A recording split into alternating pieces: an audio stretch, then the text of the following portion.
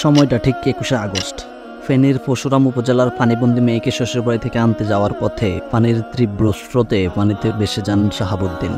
6 দিন পর মরদেহ পাওয়া যায়। তিনি ছিলেন পরশুরাম উপজেলার ছিতলিয়া ইউনিয়নের উত্তর ধনিকুণ্ডা গ্রামের বধূবাড়ির বাসিন্দা। পরিবারে তার স্ত্রী, 4 ছেলে ও 3 মেয়ে রয়েছে। শাহাবুদ্দিনের মেয়ে শ্বশুরবাড়ির পাশের সলিয়া এলাকায়। 21শে আগস্ট মেয়ে ও নাতিকে উদ্ধারের উদ্দেশ্যে তার ঘর থেকে বের হন। পথে দাদার ব্রিজ এলাকায় গিয়ে দেখেন তীব্র স্রোত। ওই এলাকায় পানি পার হতে গিয়ে পানিতে ভেসে যান। তারপর অনেক খোঁজাখুঁজির পরেও তাকে পাওয়া যায়নি। পেয়েছিলেন ঠিক 6 দিন পর পানিতে ভাসমান অবস্থায় রেল লাইনের পাশে মাছ ধরতে গিয়ে। নিহত শাহাবুদ্দিনের ছেলে সরোয়ার হোসেন বলেন, আমার ছোট বোন তারিনকে উদ্ধার করতে গিয়ে বাবা পানির স্রোতে ভেসে গেছেন। তারপর অনেক খোঁজাখুঁজির পরেও কোনো সন্ধান পাইনি। এভাবে বাবাকে হারাতে হবে কখনো ভাবিনি।